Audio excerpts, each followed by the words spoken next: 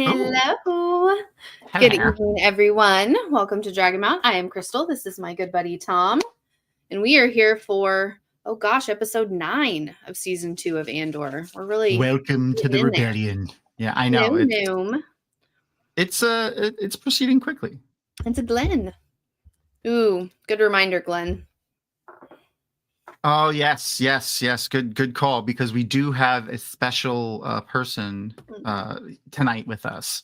And I guess we usually chat for a minute beforehand, but that's such a perfect These time. Are family. Let's segue. Let's bring him in. Let's just bring him in. Look, here comes an awesome guest. Yay! We missed you guys. It had been about 1 minute. So we were long. But an eternity. Oh, my heart. That's what it felt like in my heart. The Sora von Mihail, 1/3 of the Black Tower podcast. Yeah. And the lovely, beautiful, also gorgeously bald reverse BLT. What is up, friend? Bald men unite. That's right. I got a receding hairline. Does that count? Nah, well, I'm in the same boat, buddy. You're on your way. You're on your way. I helped mine along. There you go. I gotta update my channel more subscription to get the hair pills. I still need to see the waxing video at some point, Tom. Oh shit! Yeah, I gotta edit that. I don't know, 2 months ago waxed my head. Nice. I did it once before too. It's inadvisable, I would say. At best. But it sounds quite painful right now. Yeah. I mean, also, it really does. You don't need to shave your head for I don't even know. It was maybe a month and a half. I didn't have to touch my head with a razor, but it hurts a lot, a lot. Yeah. There's pain and beauty, Tom. Beauty, Tom. Welcome to a women's world. Hey, listen, I can I can slather wax all over my arms and legs and rip it off and have no issues. I do it to I started doing it to my tattoo after I did my head because it just looks so much nicer without hair on it because I'm a furry bastard. You have no hair on your arms. I didn't know you. My head was just the hair was so dense on your head that I actually don't have the I don't have the leverage to pull it off. I wasn't strong enough reaching like that to pull it off my head. You did it. I picture Aaron having to I did it to myself. On your shoulder to rip. Yeah. I called a couple of salons and was like, hey, do you guys would you wax my scalp? And I got hung up on a couple times and I got just no a few times. And I'm like, their liability insurance probably wouldn't cover it. Yeah. I'm sure they get all kinds of phone calls where the word following "would you wax my" is not scalp. So I get it, but I'm my head, the head on my shoulders with my face on it, but not my face, just the head, top. They were looking out for you, Tom. Yeah, probably. They were like, nope, you're not ready. Yeah. Back when I did have hair, when I still had a lot of hair, I went and I went to a salon and asked them to dye my hair platinum, and they flat out refused. They said it would take so many treatments that it would damage my scalp and everything, and they just would not do it because they got to bleach that stuff. Mm-hmm. Yeah. Oh, what's your shirt tonight? Is that a Doctor Who shirt? Oh, yes, it is. It is the tar. Oops. I took him out. Whoops. Wow. Sorry, I was trying to center him. And we don't want that Doctor Who nonsense in here. Though I'm not entirely sure if this is Cubist or Art Deco. It's one of those, though. It looks Cubist. Yeah, it looks Cubist. And by the way, just so you know, we can update the spoiler warning to halfway through Lord of Chaos. Love it. Got to change it from spoilers up to A Memory of Light, but absolutely. Yeah. Yes, it will. By the end of this week, I expect to be done with this book. I noticed that the last chapter is Dumais Wells, which I've heard I need to prepare my butt for. Yeah. I already. So there's a bit of foreshadowing that I thought was kind of interesting. When an impromptu portal does something bad to somebody at the beginning of the early on in the book. I was like, yeah, that is a Chekhov's portal if ever I saw one. So I'm expecting Dumas Wells to have lots of those. Because I already know it's a battle. I know it's a huge battle. That's a great theory. That's all I'll say. and it's a great theory for more reasons than just Dumas Wells, but we'll leave it at that. And I'm struggling so far. Not that I don't think she's interesting, but I don't quite understand yet why everyone is so obsessed with what the heck is her name? I forgot her name. The first of Mayene. Amyrlin. Amyrlin. Yeah. I mean, I don't get it yet. I mean, she's kind of interesting so far, and very competent, clearly. But I'm like, why are people so obsessed with this character though? Like so far, I don't get that yet. She grows. Like she's honestly like one of my. She grows. You like that? Like a fungus. There are interesting little hints as to her becoming. Yeah. Well, it's like she's one of the really more interesting side character like arcs. She has a really fun, like cool arc as a character, I think. Yeah. Well, I was noticing that like the first big like pay attention to this character thing that I think Jordan dropped in here was talking about how the maidens and such really seem to respect her. Like, and they treat her almost as if she's Aiel instead of like she's, which makes me very suspicious about who she actually is going to end up being. Because now I'm wondering if she's really who she says she is, or somebody with certain abilities, shall we say? Because I find it very odd that the maidens are taking to her quite as strongly as they are. Reverse, you can say the thing. You're not going to spoil us, right? Oh yes, we've read all of it.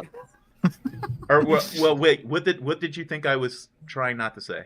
I don't know. You said a certain person, like avoid it. You said like a certain person does a thing instead of just saying. Who did what. So that's right. I'm sorry, I forget. Like I'm so used to trying not to spoil my audience, like about anything. You don't. So I really try hard not to do anything. But yeah, I forgot that on this channel, everyone here has probably read all of the books. Yes. So yeah, it was when Samael like opens a portal halfway through a dude because he's basically too pissed at Grendel to. He doesn't even care about paying attention to if there's anyone in the way. Yeah.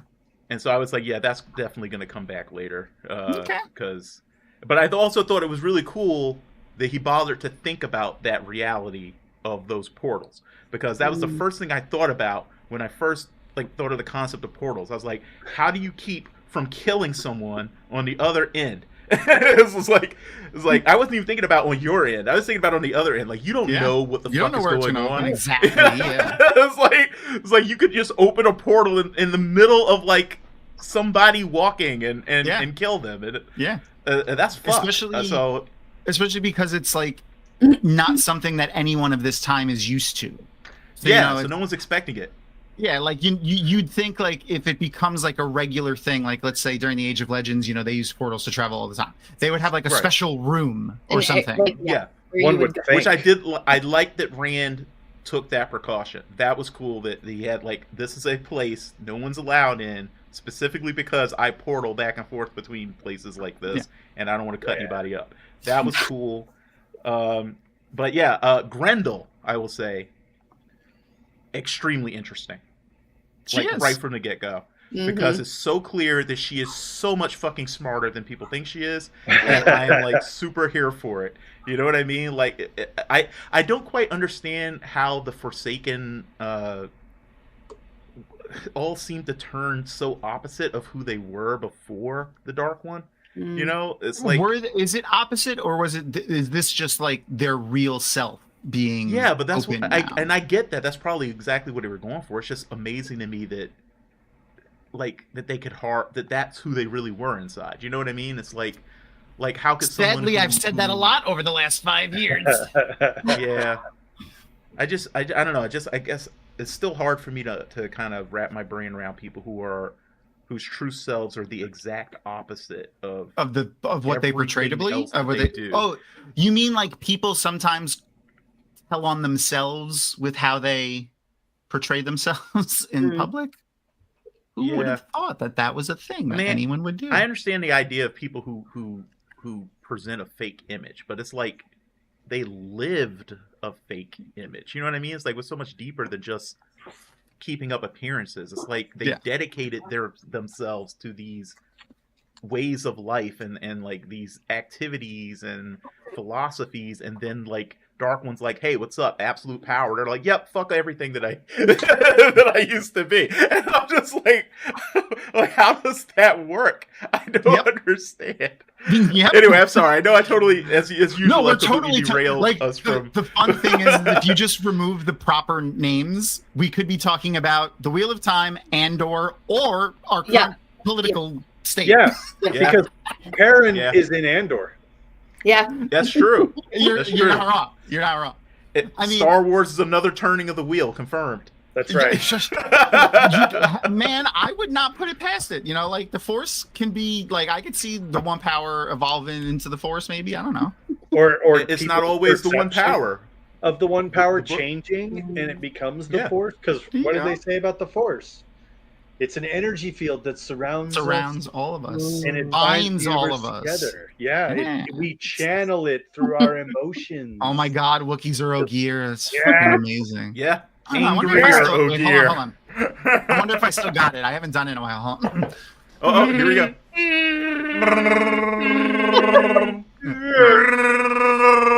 Nice. Did I ever tell you about my theory that the entire Wookiee language consists of one word?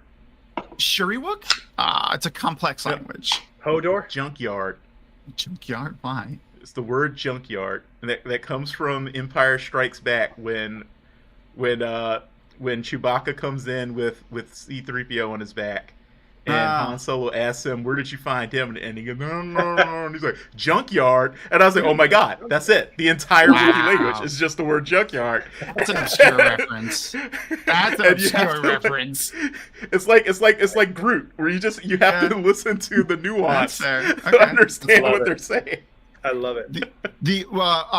I was at Disney once, and Chewie walks around in the Star Wars. Batuu is the name of the planet.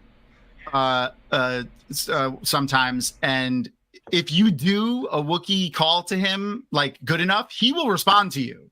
Nice. And I've also seen him throw massive amounts of shade at people. Like someone will like go, that's what I would want to see, and he'll just be like, and then just walk away. Do you know what you just said? Sound. You know what you just said about my mother? Why are you talking about my mom?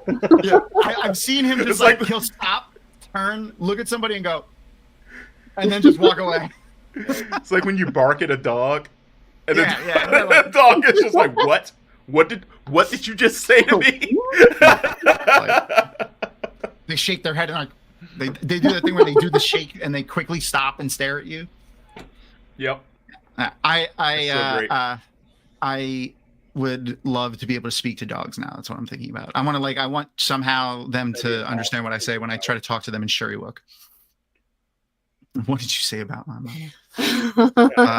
That's another rule about Wookiees. Never talk about their mama, because don't beat them in a game. Don't talk about their mama. Never insult anything that can rip your arms out of your sockets. It's just that's a rule to live by. Yeah, that's a good rule. Unless you have magic. the overall theme of this episode, though. It is something like we were just talking about what our current political state looks like / the Wheel of Time / Andor being very similar because of horrible things.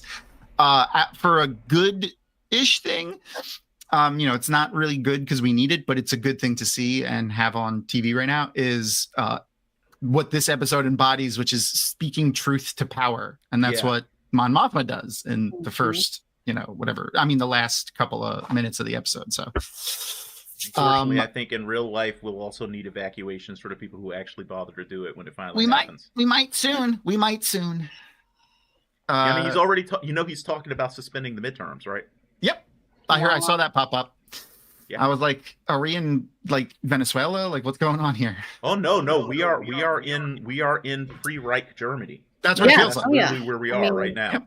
Isn't It's Florida literally where they're rising opening the up to- concentration camp? It's They already opened open, it. right? Yep. It's Yeah, called already Alligator Auschwitz. open. Yeah. They don't like when you call it that, but that is what it is. What? They don't So- like it when you call it that. You I mean know. I mean, the truth? They don't like the truth? Is No, that- they don't. They don't. Just in case anyone was questioned why. Yeah, that's what they call it, but that's not what it is. fascists never like the truth. Yeah, and they're literally selling merch. Like that's the most disgusting part.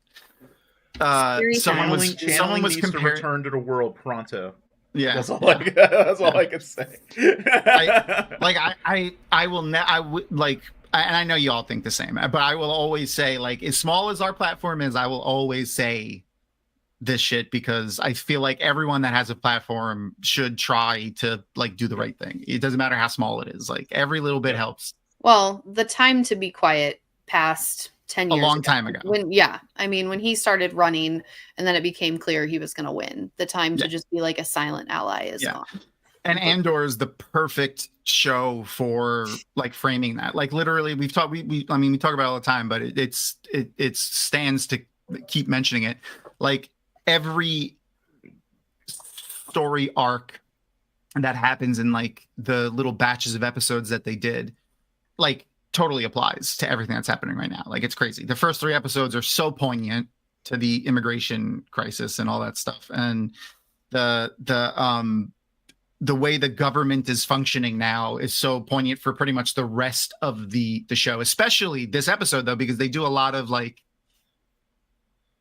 manipulating the government to do things that are technically legal but aren't really and are pretty horrible. And then also we see like Mon Mothma and in this episode Bail Organa doing the same thing, manipulating rules of government so that Mon Mothma has this platform to be able to speak where, you know, she normally wouldn't be able to. So it's interesting. And I really hope we have some Star Wars fans in the Senate and the House that will watch it again or have seen Andor season 2 and will fucking take some of this to heart. Yeah, but you got to remember that like right-wing Star Wars fans think that I know it's that crazy. they're the heroes. I know it's the most insane thing. Which is why I'm so glad like in media in the like the 90s into like the mid 2000s and like all before, they would always make the villains like cool. You know, like Darth Vader was fucking cool. You know what I mean? Like the Emperor, even though he's like a frail, ugly, shriveled up, ball sack looking old man in a robe, he was still, you know, like badass because he's like super powerful and stuff, and like his voice is creepy and he shoots lightning and stuff. It wasn't like you don't see them being horrible other than like Darth Vader choking insubordinate fucking Imperial officers, but that would almost became like a bit for him. Mm-hmm. I mean, it did. I mean, they literally used it for comic relief. Yeah, that's what it felt like, you know, for sure. I mean, and that, obviously it became a bit as, you know, Star Wars grew in fandom. We need more scenes of villains in embarrassing situations. Not yet, but You know also what I mean? doing the villain thing and being horrible, like irredeemable things, like you see Krennic doing, and the Empire guy. I forgot like what he was. He was like a commander or something. The one that tried to assault Bix in episode 2. Yeah, like that's the type of little things that like needs to be played out so that you could like, this is the type of shit that happens when horrible people get into power. But problem is that unfortunately those scenes still only have their proper effect on people who are already quote unquote woke. The wrong kind of person gets excited by seeing the exercise of power. That's true. In that respect, you know, like I guarantee you there were people who watched that scene with Bix, for instance, and thought she overreacted. I loved, you know what I mean? I love the intimidation and punishment through promotion. That's hilarious. He really did. He really did. The people who think Bix reacted in that scene are the people that say, "But what was she wearing?" So no, absolutely. Was she drinking? Yeah, that's the same people. Those are the people who we're fighting against right now. The people who project themselves onto the bad guys, and that's why they can never understand why they're the bad guys. Yeah, and that's why they're doing the things they want to do. And that's why Welcome to the Rebellion, which is the name of tonight's episode, is so poignant. Speaking of welcoming everyone to the Rebellion, I think it's time to queue up our episode so that we can get ready to watch it. We'll give everyone like another couple of minutes once we get the links posted and stuff. We'll chat some more nonsense and then we'll press play. I'm sure Crystal is looking around for the button right about now. I know. I don't have the damn button. Well, I told Tom, I was like, oh, it's Josh, hand reverse. I don't have to say shit. I can just sit here. Made another drink. It was. I don't know. I don't. Josh doesn't seem to be too much of a tangential person yet. No. Maybe he's just getting warmed up. Getting warmed up. The Just link to the watch party now. All right, let me make sure that I get that as well. Yeah, it's going in the private chat for you guys, so you can actually click on it, and we'll give everyone like a second here. As per always, I'll have the clock aligned to the time here in the bottom corner that I usually have, so that you guys can follow along if you're watching elsewhere by perfectly legal means. I'm sure. Always. Yes, of course. Oh, Clea, I just saw your little title there, Clea is Bae. She really is pretty awesome. Clea is Bae. Clea really is absolute Bae. Pretty awesome. Yeah. We love her. It's rare that I've been as turned on by a woman in Star Wars as her. I mean, I equally love, like, don't get me wrong, she's gorgeous, but I also equally love her brain and her sass.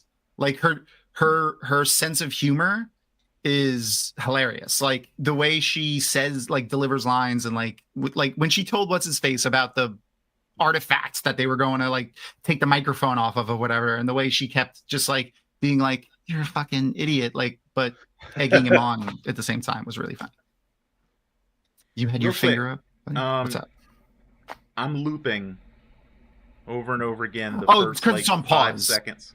It's on pause. Just want to make sure that that's So if you keep trying to press play, so I only have the. Oh no, I'm not here. pressing play. But okay, so I know what's happening. Mine was doing that last week, but it worked. It was still fine. Yeah.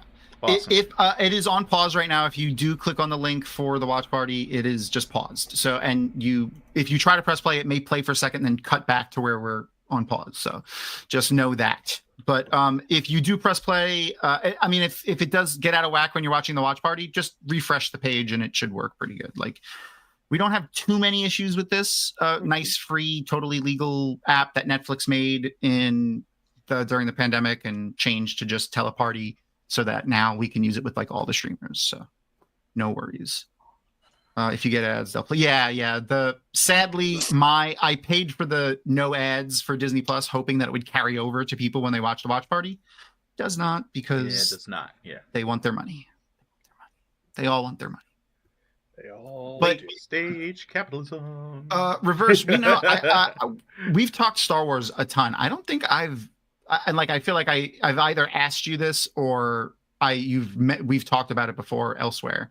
But Josh, what like lightsaber color do you think would be your lightsaber color if you remove the lore from it? Like the lore of what the colors mean, just based on vibes. Like what lightsaber would you want? Or would you want a lightsaber? No, would you want a blaster? Like where do you fall? A green lightsaber. Okay. Do you think you would be a Jedi, like, or are you like one of the other? I think I'd be more like Qui-Gon, right? Where I'd be more like a gray, sort of neutral type Jedi kind of a person. Because Qui-Gon was like we should be following the living force and evolving our thought process and things to what's going on. Yeah, I definitely. And the Jedi code is like. Is a construct around what the Force actually is. It should be. He thinks the code should be a little bit more fluid, and instead of like conforming the Jedi to the dogma of their traditions, he thinks they should go the other way. Well, there's a foundational sort of wisdom in it, right? Where it's a good guideline to have when you're starting out, but when your mastery of the Force and mastery of self gets to be a little bit more, maybe you can make those judgments for yourself. And so I feel like there's a lot of Jedi who have that sort of mentality. but we'll see. Nerd. We'll see what happens. Oh my God. By the way, It's like a mood ring. Oh, That's so yes. much better. I miss my mood ring. Even though it was like perpetually purple, like it almost never would change color. I was always so annoyed. Yeah, mine never changed colored. I remember we used to get them from like we would always have like a fair like every year. The San Gennaro feast, actually, in New York. That was a big thing in New York. I don't know if they do it elsewhere. I don't know. It's an Italian Saint. It doesn't matter. But there would always be like, those little games that you could play at like fairs, like, throw a ping pong ball on a little thing and get a goldfish and stuff like that. And we would always win mood rings. Yeah. See, we always got them from the little quarter machines at the skating rink. Oh shit! That's pretty cool. I forgot about those. By the way, if we're taking lore out of it, I would like to have either a red lightsaber or gold. If we take the lore out of it. I like the orange. I have a theory about the gold color. Ooh, what is it? Right now, it's not confirmed. This is just wait. Thinking. Not yellow, but gold. Right. The temple. The temple guardian lightsabers. Okay. Temple guardian lightsabers. Yeah. So we know that in order to have a red crystal, someone has to force their like anger and hatred and pain bleed the crystal, make it bleed, right? Yeah. And then we learn later that Ahsoka healed 2 of these crystals, giving her the silver lightsabers, right? And that's canon. And you're like, cool. Well, what about the Sentinels? The Temple Sentinels are the only other ones that have like a standard color. My theory is that those crystals belonged to fallen Jedi whose crystals were recovered, and the Temple Sentinels like give them a new purpose, and that's when they turn into that color. So it's almost like a healing of those crystals in a way. Yeah. Huh. Interesting. I like that idea. I really like that idea. Right? It's a cool idea. Really cool, I hope when they do that, and when they do, I'm going to be like Lucasfilm. Well, and we did have the reference to the Temple Guardians in actually Rogue One. Like that's what Chirrut, the blind Jedi, was. He was a Temple Guardian. He was a guardian. They called him a guardian of the fates. Yeah. Which is also what the Temple Guardians are referred to as. And the first Inquisitor. I couldn't do one of those double-sided blades though. Like staffs confuse the hell out of me. Like that's give me 2 swords. Give me 2 separate blades. Okay, I can totally deal with that. But just cut your own leg off. Oh, and also in case anyone forgot, in Luthen's Den of Antiquities was a guardian mask. Yes, that's right. Yeah, that's right. It's pretty cool. And like, hold on, I don't think. Yeah, they're pretty. Yeah, it's perfect. I never went back and forth looking at them before. He was definitely obsessed with Force users. I don't think he was one, but he was definitely obsessed with them. Yeah, I don't think he was one. Now that we've seen, and just to remind everyone. Full spoilers for Andor, which we will start in a minute here. Believe it or not, I was convinced he was a secret, either a secret Jedi or like a ex-Padawan or something like that. Right up until he died, I was like, oh, okay, well, I guess he wasn't. Like I 100% was convinced, and that his little staff that he's always carrying around was secretly a lightsaber. Ooh. At some point, he was gonna like break it open and a lightsaber was going to come out or something. I was totally convinced. Yeah. And then he'd fight Palpatine in an incredible battle. And I mean, that would have been kind of cool, but yeah. Palpatine flipping around the rooms. His ass handed to him, though. I mean, let's be honest. Very few people could actually fight Palpatine and not get their ass handed to them. Fucking, and then he'll make me sad by killing Sam-El again. Hey, Mace Windu's not dead. Oh, but maybe not. Yeah, that's right. I forgot that they like. There's been so many rumors about maybe like a Mace Windu comeback somehow. Well, they've just released in the comic universe. They've just released a Mace Windu prequel, a backstory. Yeah. Okay. So that's a delectable little tease. I honestly, I think it'd be really cool if they brought him back as. Maybe not a villain, but like an anti-hero. Okay. Like he comes back and he's fucked up. Like fucked up looking. Yeah. Like, because he got, blasted by lightning out of a window, like by force lightning, no less. Yeah. So. And if to cut a little deep into Star Wars lore, I want to say it's third form, but the lightsaber form that Mace Windu uses is like connected to the dark side. Oh, Vape. And like it's form 7, isn't it? I don't remember. Yeah. I don't remember. But it's pod. yeah, but it and like it's outlawed for the Jedi to use. Like the Jedi aren't allowed to use it, but they let Mace Windu use it because he has like a special. Yeah, okay, 7 form 7. Didn't he invent it? Knowing he didn't invent it, but like he rediscovered it or something like that. Oh, okay. Yeah, like, he mastered it. I can't remember if it's because like I can't remember what is canon and what is legends from Mace Windu's story, because I've read so much Star Wars crap over the years. But I think it would be was legends, but I think it's been brought back in, folded into new canon. Okay, you know what I mean? So it'd be cool. I just think he would be cool as like an anti-hero or like even maybe a villain. Like I think that would be an interesting. It was confirmed canonically that he used that to overpower Palpatine. So in episode 3, he wasn't that wasn't a feint, right? Palpatine was not pretending to be overpowered. No, he was overpowered. Like Mace Windu had him on the ropes legitimately. And if Anakin hadn't been just another thing to blame Anakin for. Just another thing to blame Anakin for. It's another thing that ultimately it's all Yoda's fault.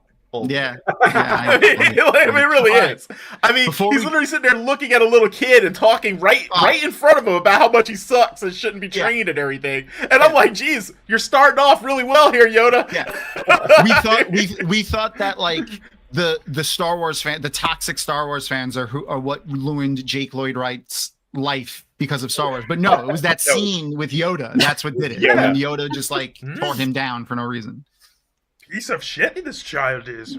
Yeah. Oh, he was a slave. Who cares? Right. We're gonna press. I am not sure of.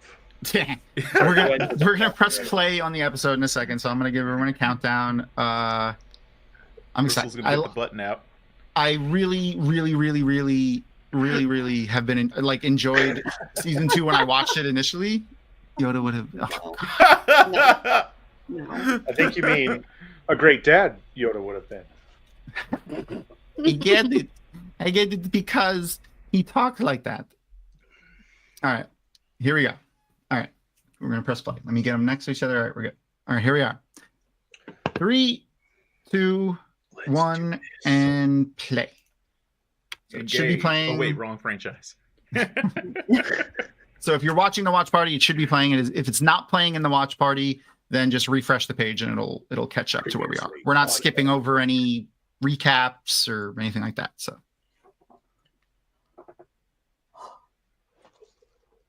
this guy reminded me of for people who have watched The Sopranos, Christopher Moltisanti, the guy that Luthen's talking to in the party right there. He was like, "Oh, my mother was Gorman." Yeah. It makes me think, my mother was from Italy. Yeah, my mother was. My mother was Gorman. You know, she was over there when the thing happened with Tarkin. It was crazy. Spiders, you know, tells me about it all the time. You never believe it. Yeah. We're all getting canceled today. Listen, I am a New York Italian. I can fucking talk like that. All right. After I talked to my cousin. My wife had if I for a couple days after I talked to my cousin, my wife does nothing but make fun of me because she's like, "Oh my god."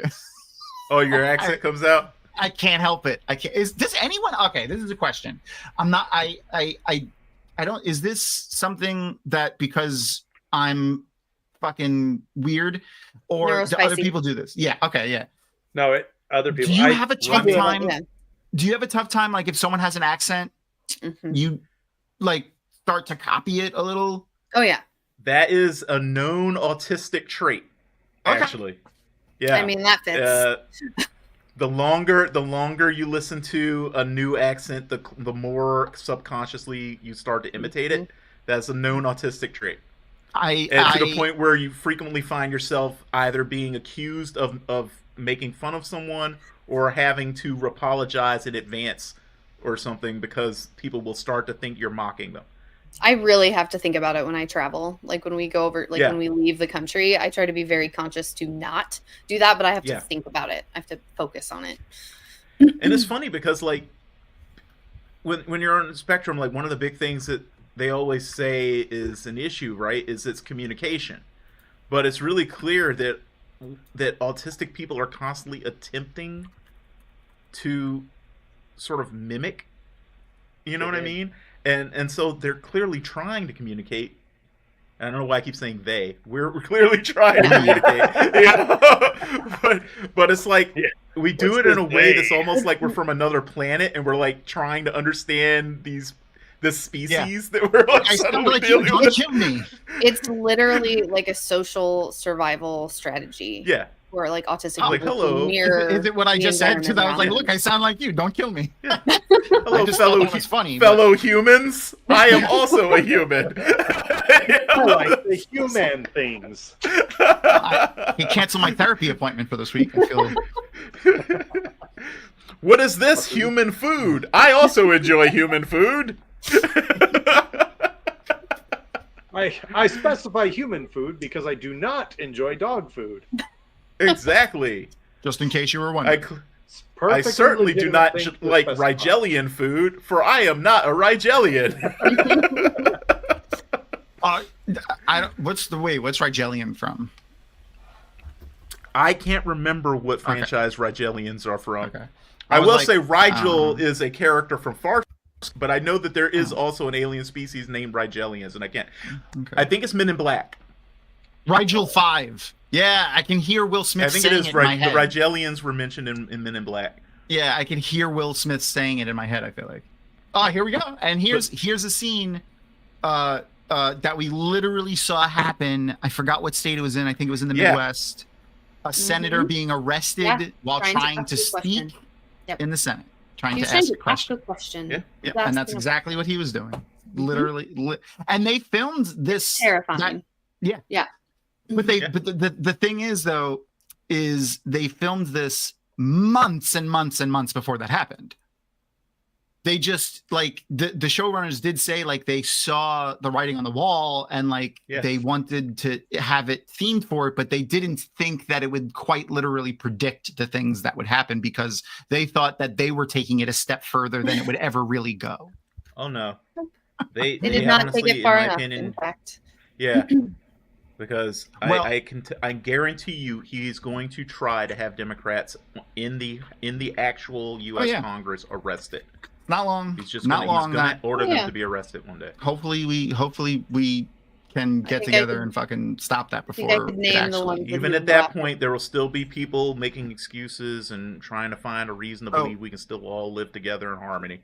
Crystal, do you mean the young, not white women? Because that's who, specifically, I can. Yeah, those are the ones that he would definitely target first. Yeah. But to on a lighter note, if the setting in which they're filming in right now is pretty freaking awesome. I'm going to post a link in both our chats here. It's a beautiful building. It's in Spain, and we talked about this like back when they first showed the Senate this season, but it's actually I looked it up. The name of the area and the name of the city is the city of like a nickname is the City of Arts and Sciences. So it's just a cool building that they chose for area that they chose for the shots. I actually found the link to all the shit that they did. Also, so we're for people that we're literally that watched, at the Colum Dawn right now is what you're saying. I know that's what it looks like. It's that I feel like it's the architecture is there.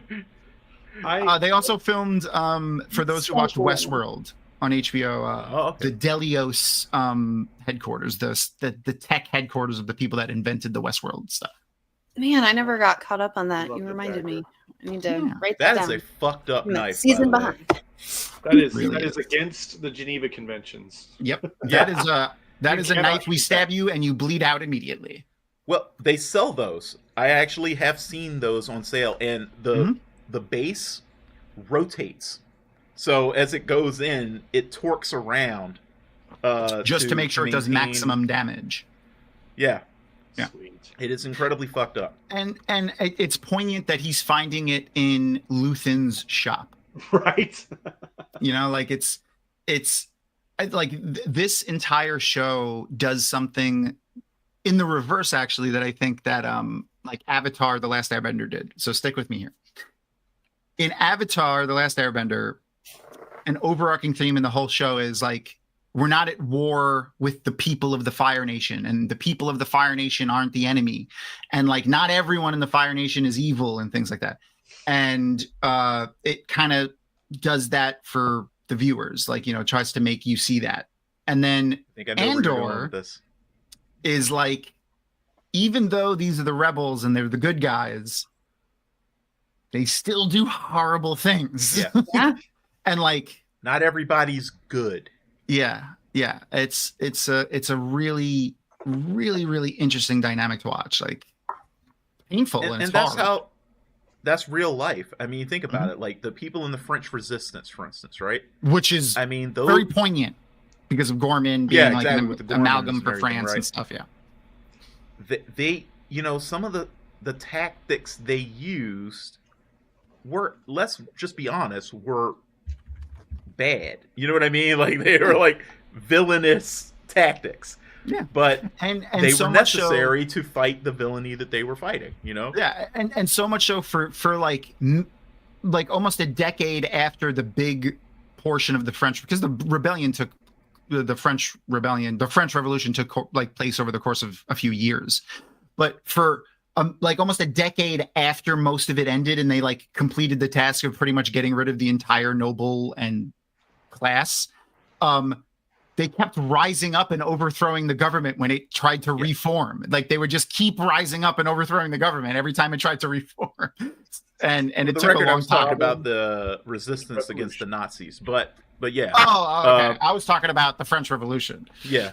Yeah. There's a great joke if you've watched History of the Entire World, I guess, where he talks about the French Revolution, and it's like, oh, and so they let's overthrow the monarchy and, you know, chop their heads off, said Robespierre, until everybody got mad and chopped his head off. Yes, Like- I remember that. That's like the old school Flash cartoons. Yeah. Yes, It I was really love funny. that. Oh, Because that's the thing. It's like, I ask Hold people on, all hold the on. time. It's like, you know, oh, Does yeah, the this guy. scene- does this scene in the Imperial spy area remind anybody of anything? Like, you know, that guy was just like, her communication thing is being jammed, and that guy in the we'll see him again in a second, but the guy in the Imperial like listening post is like, what the fuck's going on? Well, yeah. I know Well, his who you're headphones talking made about. me think of Guardians of the Galaxy. Okay, we'll go back there in a second. It just made me laugh. I might have just been. It just might be me being silly, but it made me laugh. Here, That guy? does this remind you of anything? The bloops, the bleeps. Oh no, wait, Oh. the bloops, Oh. the bleeps, and the sweeps. Yeah.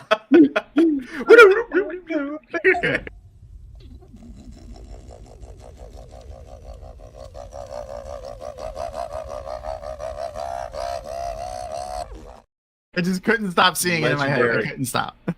Perfect. Oh, what was his name? Something Wilson, right? Like, Winslow.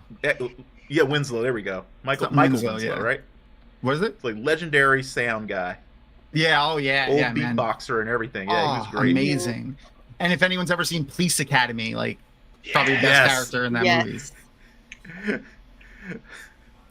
Oh god, him and that guy that played Hightower were fucking hilarious. Yes. In that movie. Oh, Police Academy.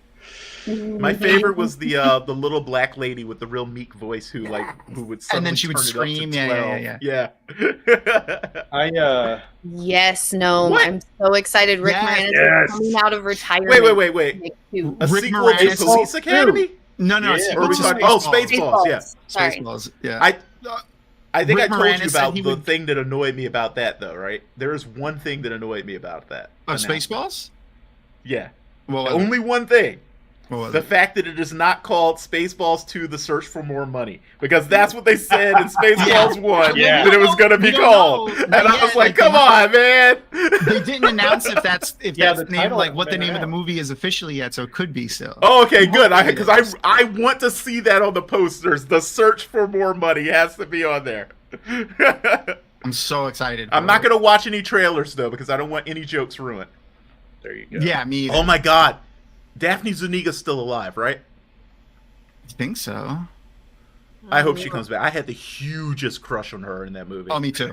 Oh my god, I have a type, 100%. Know thyself. No, thyself. There you go. It is true. What is wrong with you? Merchandise. I have tried to be a Shaggets Oh my before. Nobody's taken me up on it. I'm like, I know what to do with the separate dishes. Come on. Yeah. All right, okay. I just looked over at the scene. This is the start when Mon is seeing the dirty side of things. Mm-hmm. Yeah. This is the start of her seeing it. This episode, I feel like there's a lot of firsts for Mon Mothma in this episode. Well, I think this is really it's her finally admitting that it's there. You know what I mean? Mm-hmm. Like I think this is where she can no longer pretend that it's not happening. Yeah.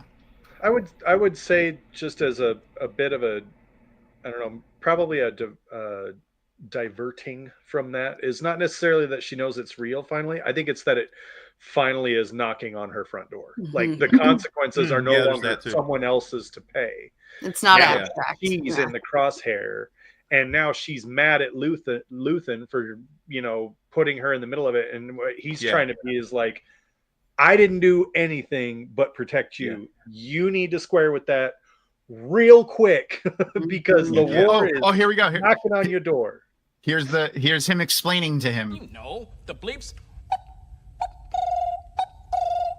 the sweeps, and the creeps. He was literally just Remain explaining to him what was wrong with you need when monitoring radar. Has that been on our rewatch list? We need to make Yeah, it's on the list. Yeah, Spaceballs It's definitely has on to the be. list. Oh, so speaking of the list, actually, I forgot to mention, we posted, if you are a Patreon follower and you did not get like the update, and this is for all of our followers, we posted, you know how when we do our real nights, we do a social media poll. Well, we want the Patreon members to have some agency in what we're watching. So we posted three of our choices for what the movie that we're going to watch is. And then the Patreon gets to vote on the fourth. So this is the three movies that are going to come up after we watch Rogue One. And the Patreon will choose the fourth one. So keep an eye on this, the social medias for that. Nice. Oh, so it's not choosing between those four. It's like those first three are definitely you're watching, and then there's a fourth. No, we're gonna post the four options on social media for people to vote on. But the Patreon people are helping us pick one of those options. Gotcha. Yeah. Similar to how I do things, except social media doesn't get to choose the final vote either. Yeah, it's like a higher tier. Like a higher tier chooses the options, and then the lower tiers get to vote on the actual thing that happens. That's fun. Okay, I like that too. Look at that CGI. I know. It looks good.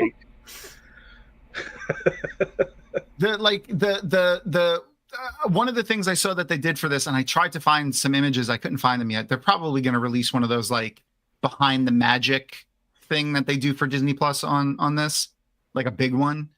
But they said they built a lot of models for this because you know how they do miniatures for a lot of things in Star Wars. Like Star Wars was big with that. I know they did it in other stuff before Star Wars, but Star Wars was really big with the miniatures. Yeah. Like there's crazy amounts of stuff like that, even in the prequels and the sequels. No pun I'm intended hoping on they that release- either. Because have you ever seen any of them? The scale Yeah. is ridiculous. Oh, amazing! So amazing. Like the set that the miniature they built for the trench run, for instance, like it's like freaking massive that thing was. Yep. Yeah. But I gotta say something. Say what you will about the Empire, they really maintained their infrastructure.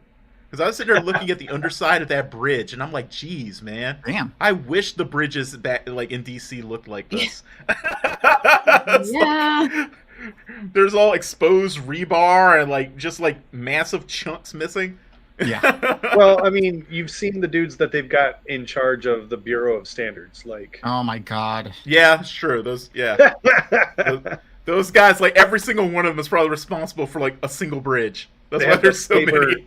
They had the right flavor of autism and were selected for that position. Hey, do you like bridges? Do I like bridges? I found an image from the a cool miniature image. Oh, wow. Oh, From this is yeah. the Amazing. That's so episode cool. Phantom Menace, the pod races on Tatooine.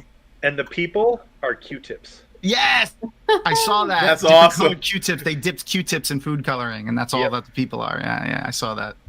That's so neat. That's amazing. There's just something about a practical effect that just It just hits different. really Because- sells it. Yeah. Because we're still capable of processing so much more data than these machines can actually put out. That's why. So we can tell. We can tell that it's not real, even if we don't know that. Even if we Okay, can't I will say consciously this. Process it. I will say this. I do like the facial things that they do and the de-aging things they do when it's with yeah. the actor's approval for Right, usage right, and right. stuff Yeah. like that. And But when like I when like it's done that right. yeah, of course. Like I like when they do that to make new like flashback scenes. Like for instance in the new Indiana Jones movie.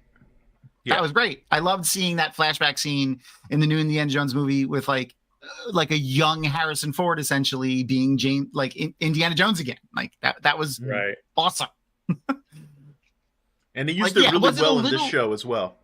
And they did it with Tarkin too. And did they do it in Rogue? It didn't quite work Luke? so well with Tarkin, in my It was opinion. fresh. It was fresh and but yeah, when they did it- that. Yeah.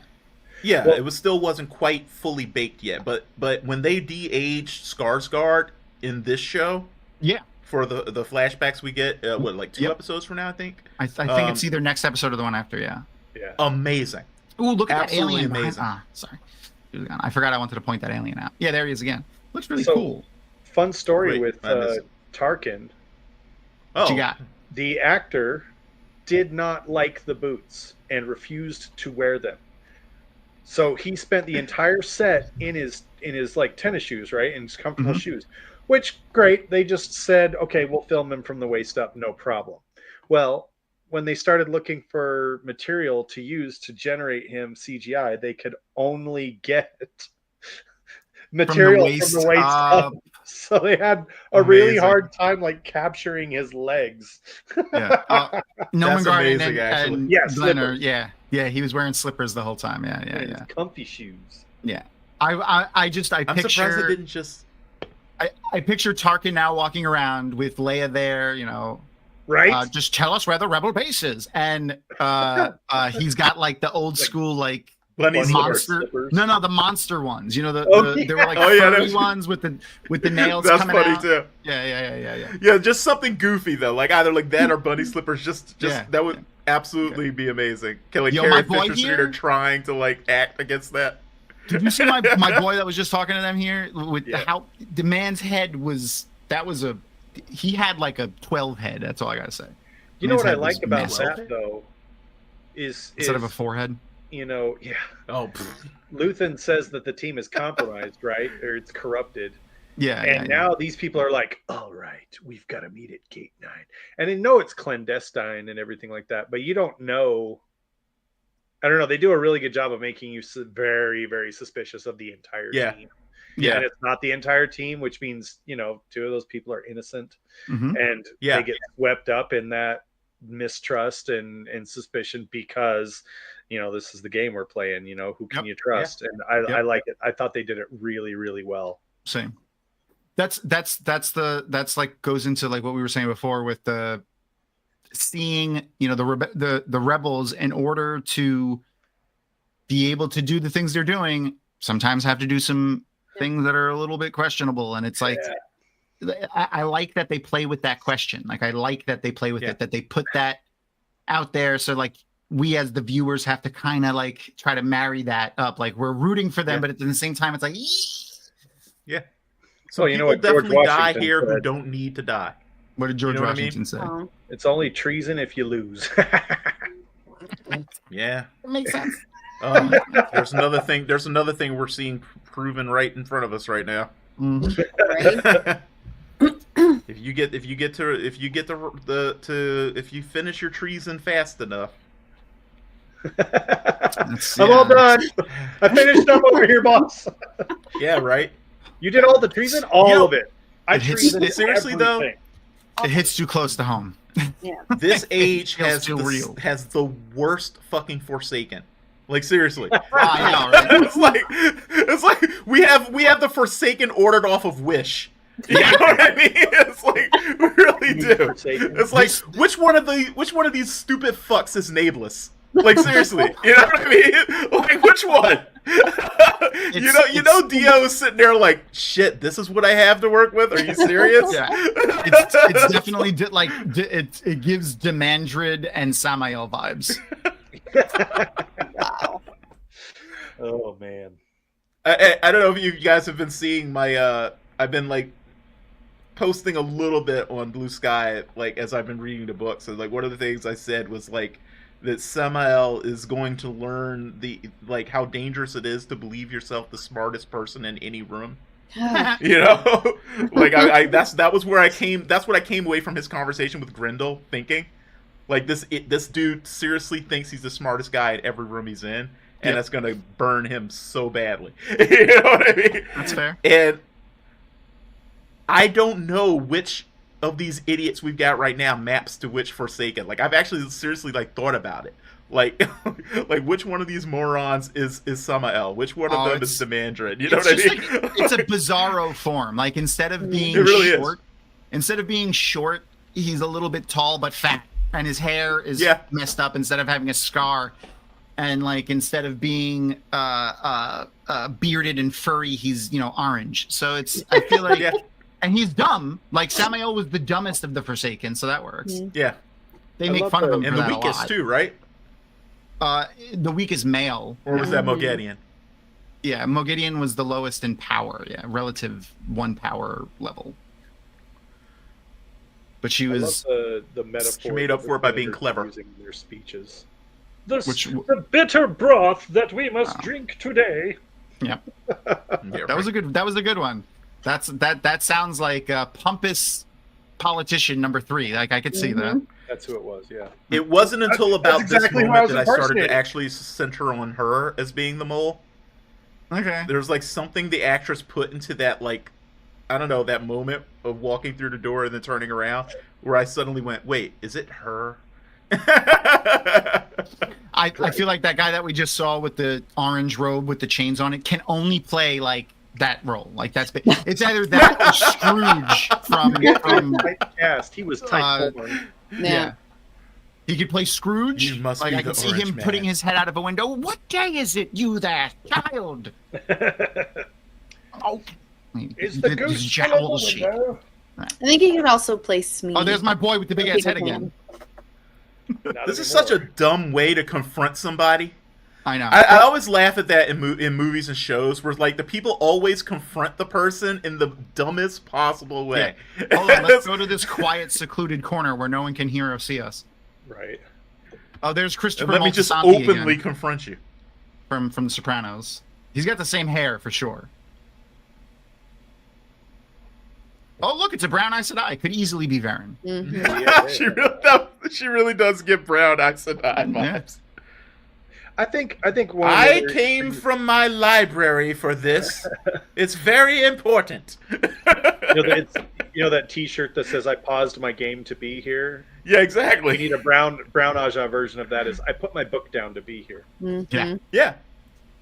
No, I- one of the I things I think moved- this show does really well. I think it does a really great job of showing the full scale, right, of humanity in this situation. It shows the super mega rich and powerful, and it also shows the impoverished and everybody in between. And I think it does a really great job of like showing how everybody plays a different role. You know, Luthen's definitely leaning into, you know, his wealth and privilege to kind of hide in plain sight, get access to places that nobody else can, you know, but in the same and in the same vein, Mon Mothma can't go to, you know, a friggin' black market and just grab a couple of blasters like Andor could, you know. So I think they do a really good job of like putting everybody in like the place that they belong on the hierarchy of rebellion.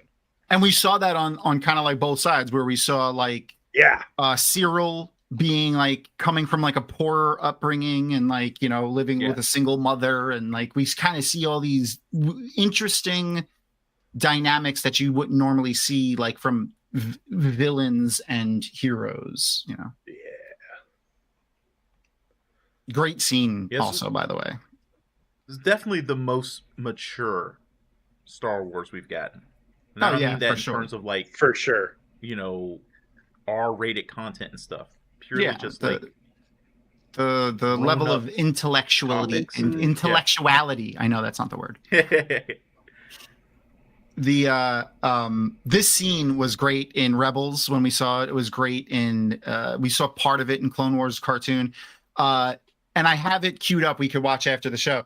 There's actually I think it's general knowledge now, and I know we mentioned it before, but she has been playing Mon Mothma for 20 something years. She was actually Mon Mothma in Revenge of the Sith, but her scenes were cut in the final cut of the movie.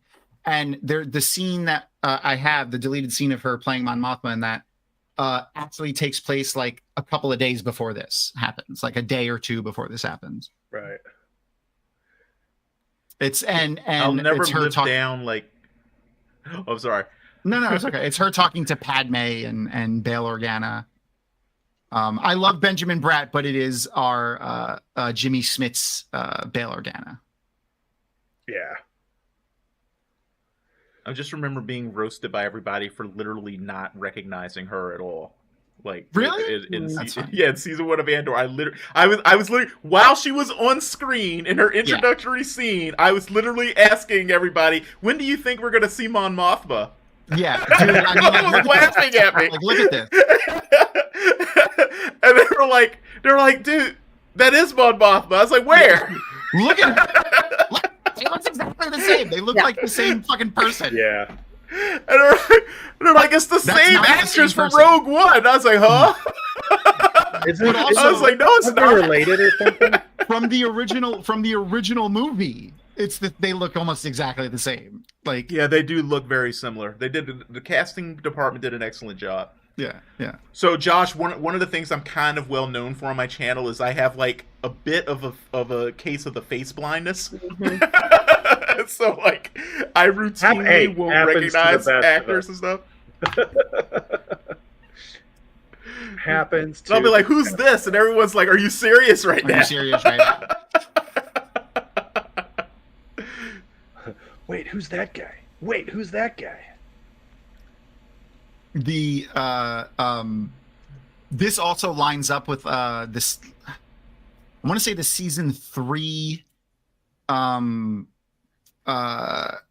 finale of Rebels. This episode, so like the season 3, I think it was season 3, is when they after Cassian takes her off this planet, they meet up with Ezra and the group from Rebels in the Ghost. And transfer her to the Ghost, and she goes on the Ghost with them, and then they bring her. I really need to watch Yavin. Those shows, man. So good, so good, dude. It's so good. Like, you gotta. I was surprised they didn't get voted because they were in the poll. I'm pretty sure they were in the poll that X-Men won, the X-Men animated series. I mean, the X-Men the animated series is fantastic. The X-Men the animated series. I'm having is really so much fantastic. fun. I'm having so much fun roasting that thing.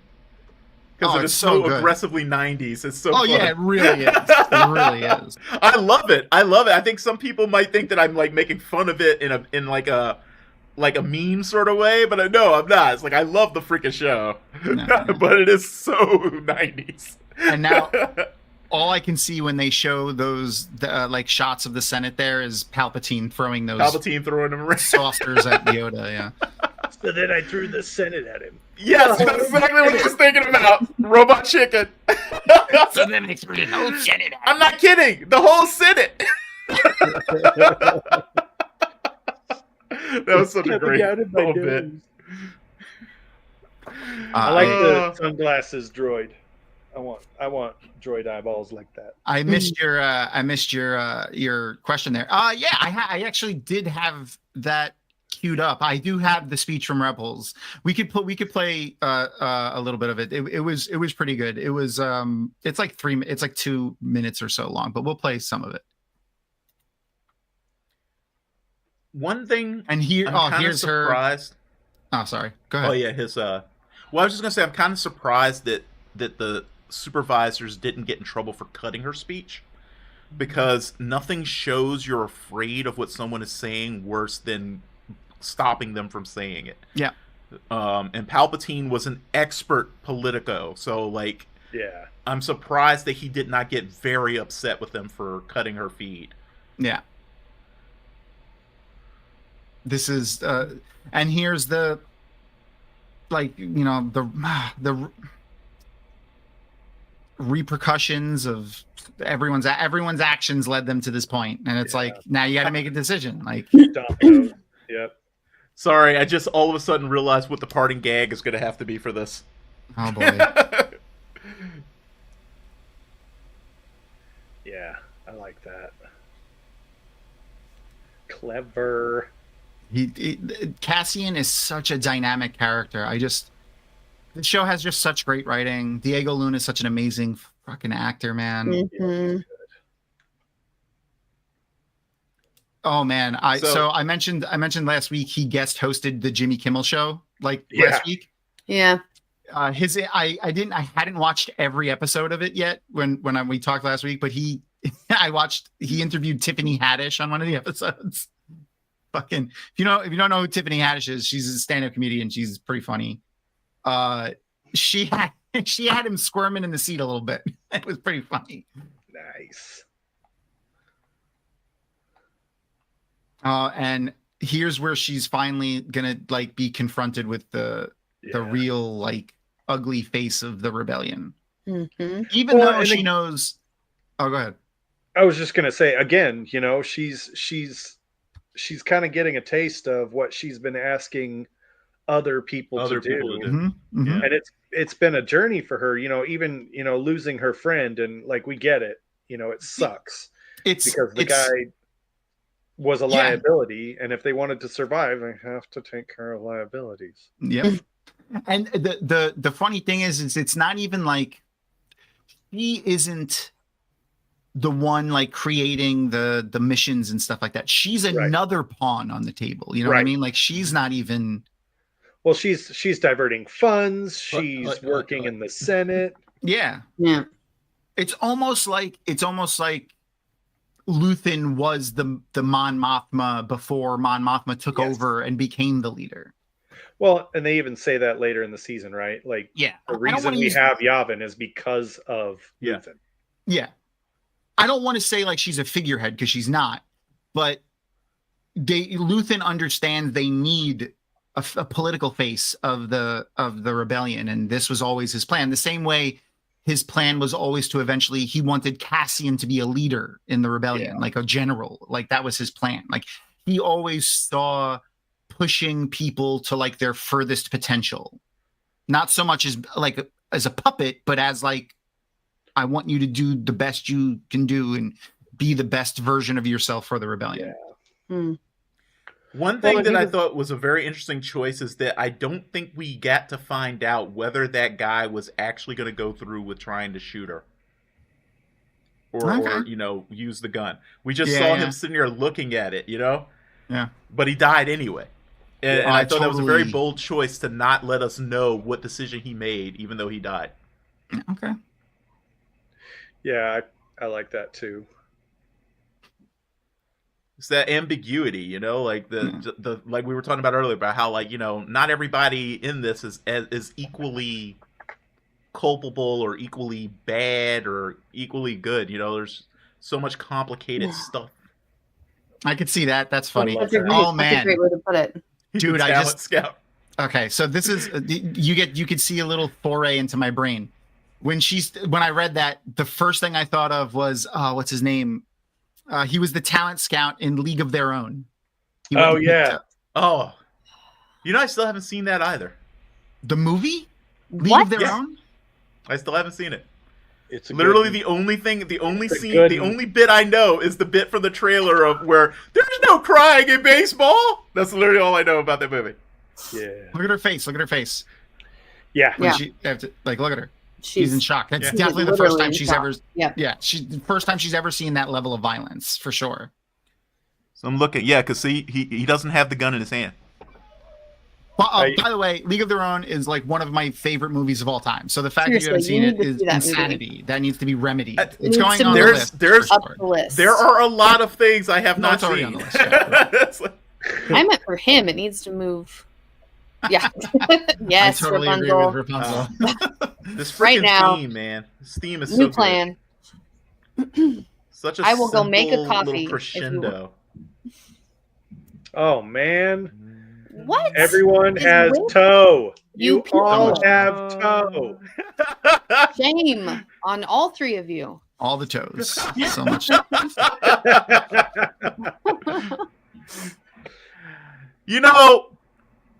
As the dragon, I think I'm paying off toe at an boy. exponential rate. Oh, boy. like seriously, like how much more G do I have to get?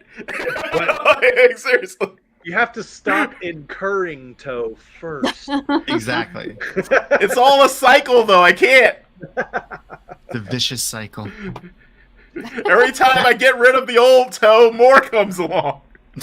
That sounds gross. Yay, For some It's reason. like the Aaron. Hydra of toes. Hey, you've seen something we have.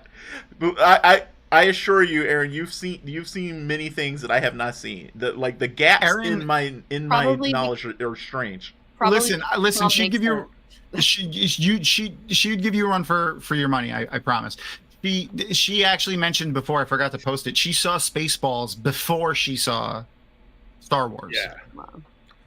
That's She did that- hilarious. So Aaron, like you did half that the with jokes another- didn't make any sense. You did that with another movie. I forgot what it was. Like she saw Robin Hood Men in Tights. She saw Robin Hood Men in Tights. Still has never seen the Kevin Costner Robin Hood. What? Oh, I like that one a lot. That's Robin not Hood good. Men in Tights is superior to the Kevin Costner Robin Hood. in my You're right. You're absolutely right. opinion. So this scene, there was a cool little reference in the scene. So first of all, we get our dude, I forget, Misha. By the that's way, the guy other that- bay. Yeah, that's the guy that in season 1. That's the guy that what's his name? Cassian helps when they leave the prison, and the gun that he picked up actually had the markings of this corporation that Cyril worked for, because that gun is the gun that Cassian had on him when he was arrested.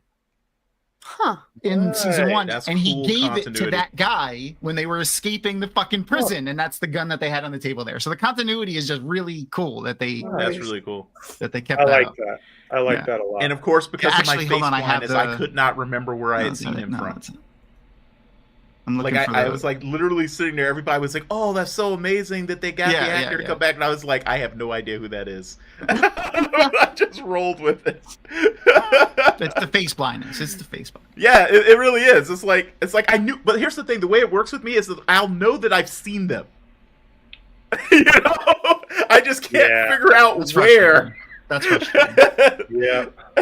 And it's especially annoying when it's in the same damn show that I'm watching. My that was a theme with my family watching movies growing up. Is someone would come on screen and everybody in the room would go, "Oh, wait a minute, It's that guy. Oh, that oh. guy. where do I know him from?" And of course, back then we didn't have no IMDb's. Right? Greatest invention ever, that IMDb. really- it has it really solved was. many fights and arguments Right. in households. So many. It's the same guy. No, it's not. Yes, it is. Oh shit. The weird thing is, I'm actually really good at like figuring that part out, though. Okay. You know what I mean?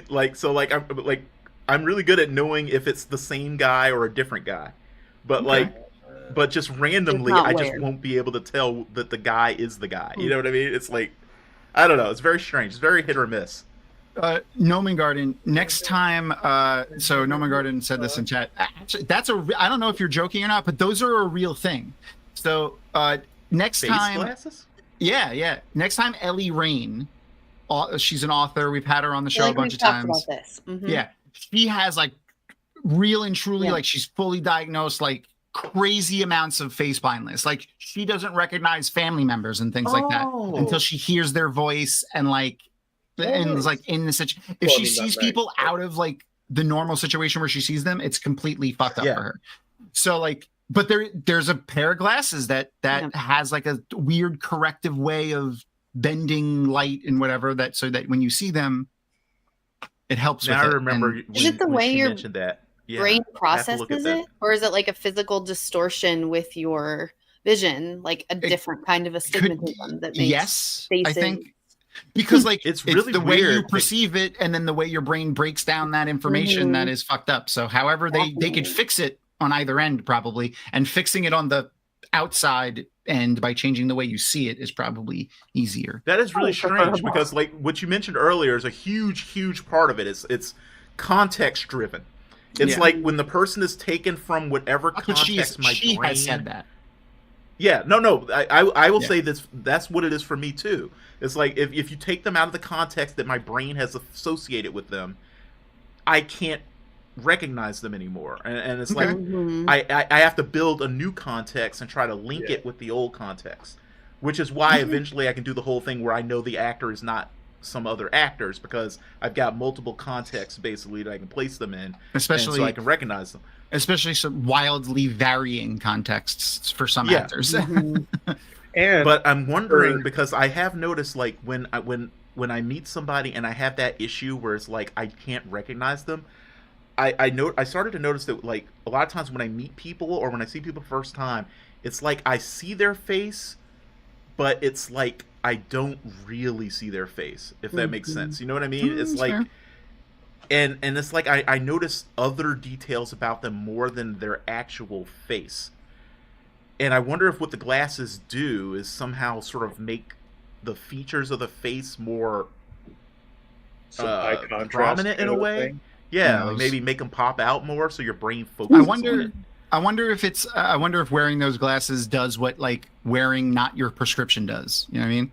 Where it's like when you wear someone else's prescription, you kind of see how fucked up their eyes are. Yeah. I wonder if it does that if you don't have face blindness and you put the glasses on. Reverse, if you ever go to a con, I'll just bring a stop sign and then you'll know it's me. I'll bring it. Okay. Crystal, like seriously, I actually might not like. So you'll know if it's happening if like I stare at you funny. Because it's literally my brain trying to understand why I recognize you, but not being able to figure it out. Yeah, exactly. You know, so I'm just going to apologize in advance because it might happen.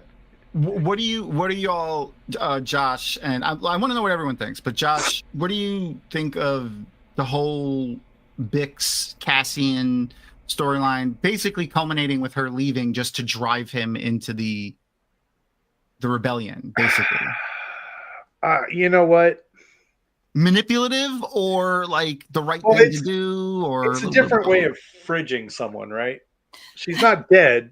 If you didn't say it, I was going to say it. Exactly. It's fridging without killing the person. We are eliminating a female character to drive the plot of a male character. And it's like... Though not quite fridging because she did get character development of her own, so she is a real person in the story. Sure. But yeah, 100%. It was using a female character to drive the development of the male character. That's what they did. Okay. Well, okay. For as the only woman on the screen right now, Crystal, how do you feel about their ending with that? Yeah, I mean, yeah, just ice coolered. I have to agree. I mean, I didn't think of it as fridging until you guys said it, but yeah, that's is that actually the trope name for when you do the fridging without like a mild fridging? It is now. We have invented it today. It is now the trope name. So let it be written. Now. Rapunzel. So let it be done. When I know for me at least when it just felt out of character for her. Like she's moving, not even that she's abandoning, none of that, even that. She's removing, it felt like she was removing herself from the active role in the rebellion. Like she was more taking like a side line position. And I just felt like she, as a character, I don't think her character would do that. Or at least I didn't feel like it would. Yeah. I do think it partly could have been helped if we had seen more of her kind of, how to say it, being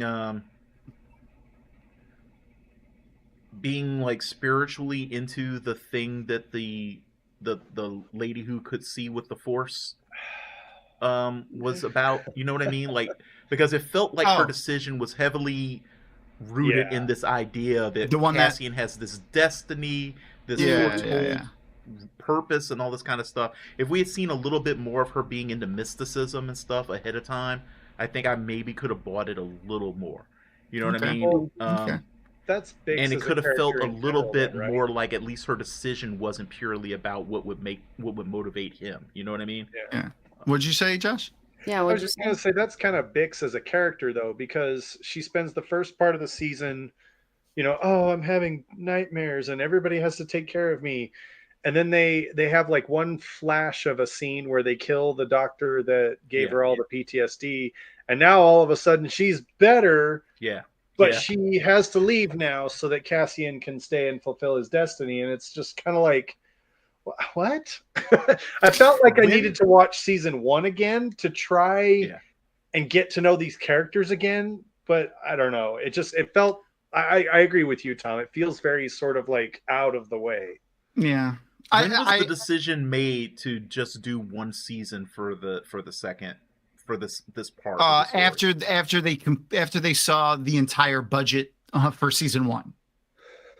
That's pretty much what Tony Gilroy said in an interview. They were like, originally we planned 5 seasons, but then after season 1 ended up being $260 million, and like, we really looked at the story. We felt like, trying to stretch it out would be bad, but also, Disney wasn't going to give us $300 million per season. But I think we just answered our question, because this Bix's arc probably was intended to take more time. You know what I mean? So in compressing everything else, they compressed her a lot. You know, and season 2, they compressed her right until she was gone. 1 year later, it's like, what? Yeah. I kind of like the way they did season 2, though. I mean, I don't kind of like it. It's unique and interesting. I enjoy it definitely. And it worked for the most part. It's just that there are little things that are weaker as a result. That's all. I was gonna say almost the same thing that you said, Noman Garden, about what Glenn mentioned. So the trope of creating a character and killing it to drive a storyline for another character definitely gets used. And the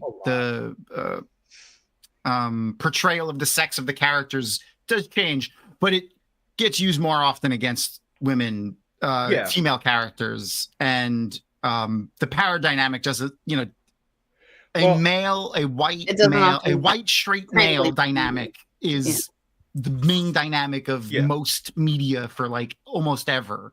So the power dynamic just isn't there for characters. Well, it stems from like the 80s and the 90s, right?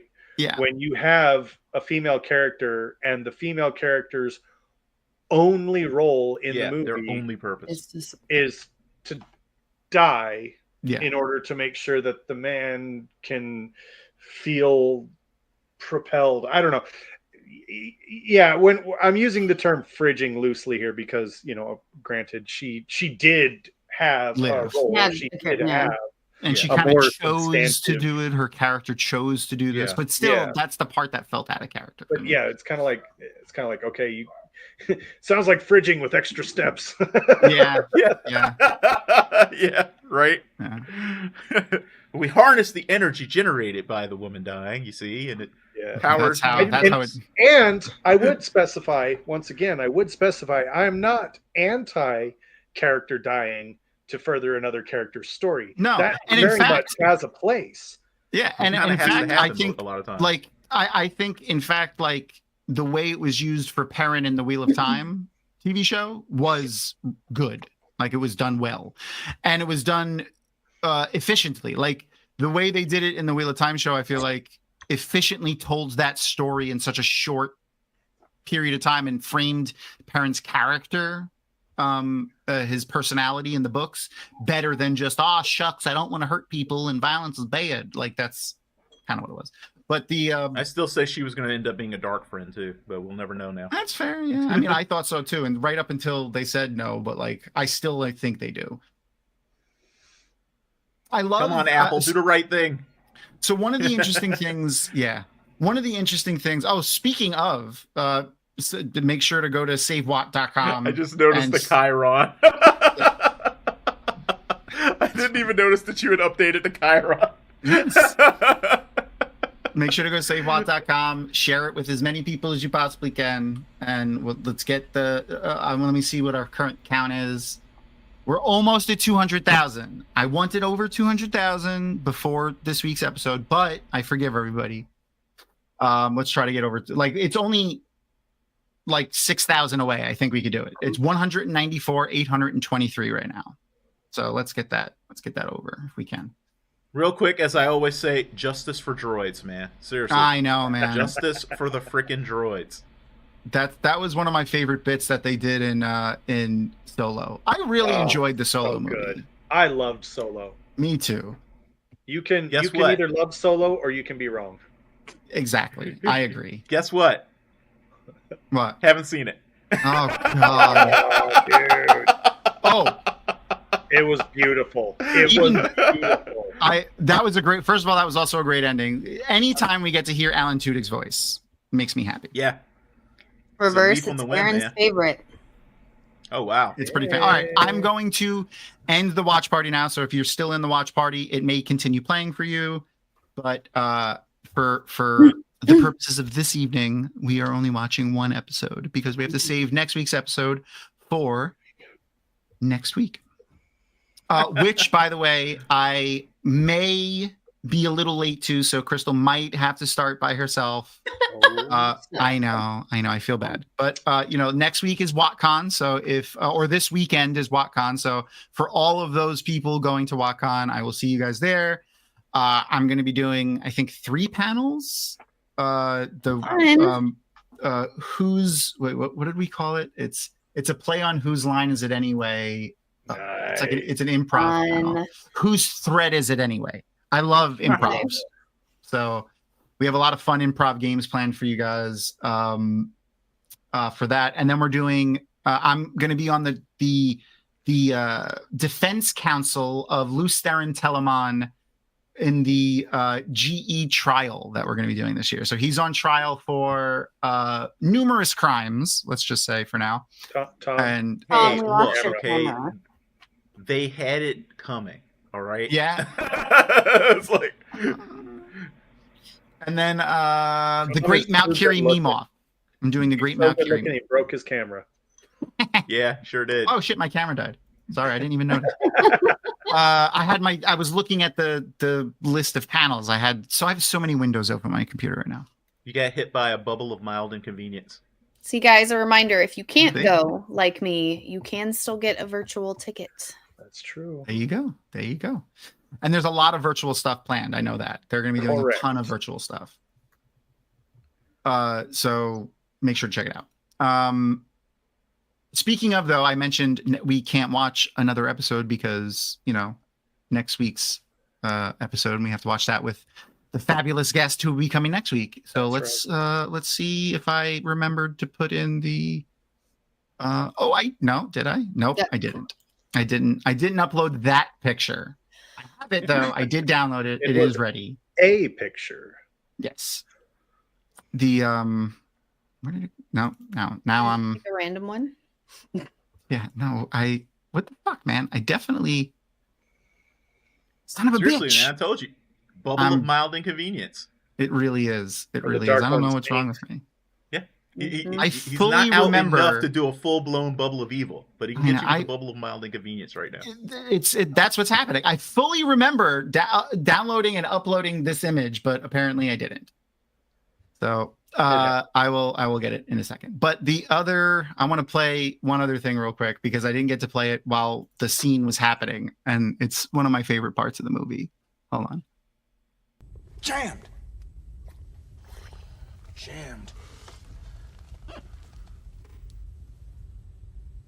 Raspberry.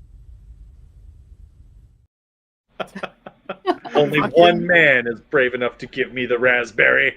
Lone Star. Lone Star. It's fucking fantastic. Fucking when Funny, she doesn't look Druish. She looks a little Druish to me. What is his? I know his last name is Winslow. Is it Michael Winslow? Is that what it is? Yeah, I think it's Michael Winslow. Or Yeah, his face. It's either Mark or Michael. His face right after he says that was pretty fucking hilarious. My favorite gag in the whole movie is definitely the "When will then be now" gag. Oh god, yeah. Like, and they're at Spaceballs, the coffee machine, Spaceballs, the monitor. Yeah, merchandising, the toilet paper. That's where the real money of the movie is made. Exactly. Michael Winslow. I just noticed you have an old school giant Voltron. It's my skate deck. It's a skate deck. Check it out. We talked about that. That's before. pretty epic. What? Wow. Oh shit! It's even like the head. The top is even shaped like the head. It's got the horns. That's funny. Wow. I got it That is from amazing. Han Cholo. Wow. Oh, that's fun. I Well, no, love I it. don't. That's I do hilarious. not remember why her name. Is it like the scooter? As Vespa? in the scooters? Yeah, Yeah, it's the scooter, I don't right? remember. Princess Vespa. And it's also Yeah, about air too. Like I think it's like a gag about air, right? Maybe.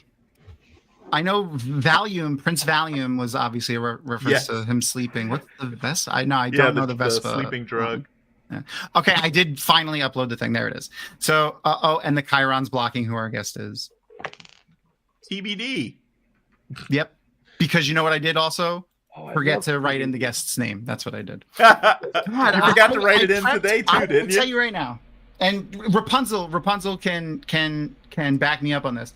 I was working on Dragonmount stuff all day today. The Patreon stuff and like the newsletter. I emailed some pretty awesome people about maybe getting them to guest for the final episode. So we'll see if that works out. But fucking can't remember to put names on things because I'm ridiculous. I don't know. But I do have a link to her website, so I'll just post that. I think we've had her on the show before. It's another fantastic author from Jordan Con. If you've ever been to Jordan Con, her name's Ashley Peoples. She's an awesome author, but she's also a employee at NASA, which is pretty freaking cool. And she's worked at NASA for a long time. I'm sure at the moment it's not all fun and games for her, but that's true. Yeah, but it's like I said, she's a pretty awesome author, and I love her. So I just posted deniers in I just posted right now. A link to her author website in chat, and you should go check her out. Her books are pretty cool. She's got a really a great sense of humor. So if you like dry satire-y like sense of humor, that's her writing. She's pretty great. Sorry, I was just off to the side there was a freaking banner advertising the Zion 15 AR-15 like rifle. And I'm like, what the actual fuck right now? Is it because I pulled up the image of the blaster that Vel pulled out? I doubt it. Like now we're on an algorithm or some shit. I doubt it, but I'm trying to figure out like what on earth did I do that made it think I needed to see AR-15s from Israel. It's like... And what the hell kind of name is that? How's that? That's how on the nose is that for crying out I loud? know. Zion 15. We did Christ. see her at Multiverse last year, Aaron. That is where we saw her. Mm. Oh my God, yeah. If you look at our Nomen Gardens Discord, especially from when we first started doing the rewatch, like however, like 2 years ago or whatever it was now, I would constantly forget to put the time correctly because it would change the time to the current time. Yeah. So it would always be listed for like the next Monday at 2:00 in the morning or some shit, because that's when I would finally remember to post the fucking thing after the show. I'm the worst. I'm the worst. Lives are annoying that way. Gotta How love it it. always tries to like do it for you. Did Aaron? Aaron texted me the answer to her fun fact. Why was her name Princess Vespa? Her name is Vespa because it's wasp in Italian. That's funny. That's fucking funny. That is hilarious. That's so but that funny. kind of If you don't understand the it, Google Druish it. thing, though. Yeah, I know. That's the Druish point. wasp. That's the point. That's the point. That's the point. If you don't get that, dang, Google it. She's so Google hot in wasp, that you'll movie, get it. though. I know. She's great. It's Joan she Rivers. definitely taught me That's something her. about myself. And Joan Rivers was awesome. Yeah. Yeah, Joan Rivers as is her bot C-3PO. Yeah, that's fantastic. Okay. So, usually at the end of the show, we throw back to our guests to do our Inside the Dragonmount interview, but both Reverse BLT and Josh have done that. So, before we play our, little silly game that we usually play is a placeholder for that, why don't you guys tell us like what you guys have on the plate, like next episode or next series of things coming out for Black Tower, and then what's your show you're currently watching or reacting to, Reverse? Well, right now the only thing I've actually got solidly on the plate is Murderbot's finale. Okay. This Friday we're gonna which I will be watching live soon. reacting to both the episode that just aired and the finale. So we're gonna be doing a twofer this Friday. Okay. Other than that, who knows? I got to put up some polls. I've been getting hit with like priority projects at work over and over again, and I still haven't quite figured out how to get back into the swing of actually having a job and doing reaction videos at the And same doing time. and having a work-life balance, work-life / fun YouTube life stuff. Yeah, balance.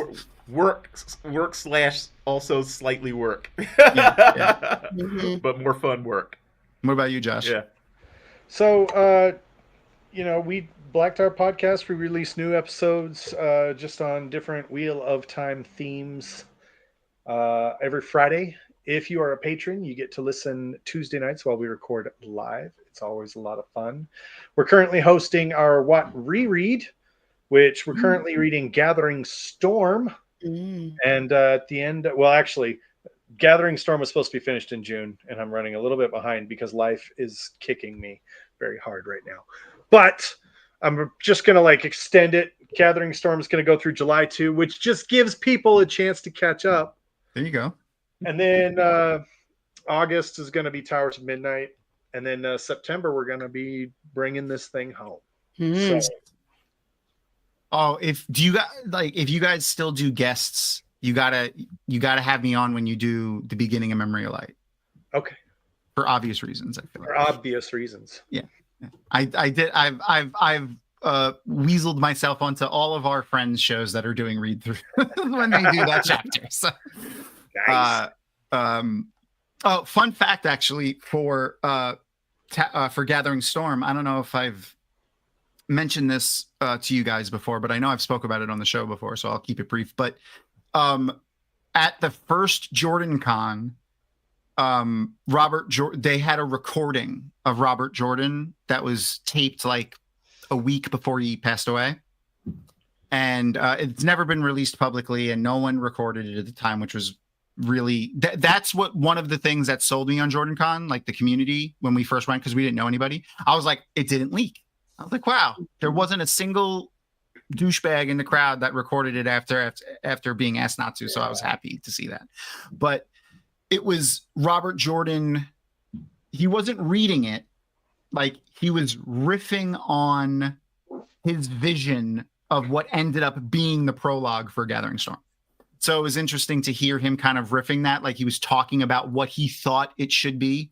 And he was like, we're going to see this character coming back from a previous thing in a wagon, and he's going to be, going down a road. And the way I said this before, and I really think it's poignant, because it colored reading the rest of the Wheel of Time for me forever. Like it was never the same for me again after I heard him talk about it like this. He, in the prologue, which this is not a spoiler, in the prologue for Gathering Storm, he describes the sky rolling with clouds, and the clouds being black and the clouds being silver. And he was very specific. He said something along the lines of like, in the clouds, huh? Yeah.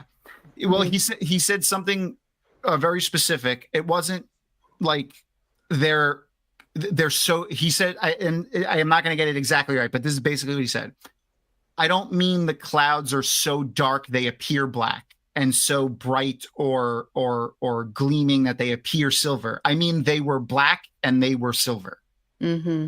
And it colored just the way I see him describe things in the rest of the series just from then on. And going back and rereading things when he said, and this appeared gold, or and this appeared this. And I was like, now I see it in my, I can see it now.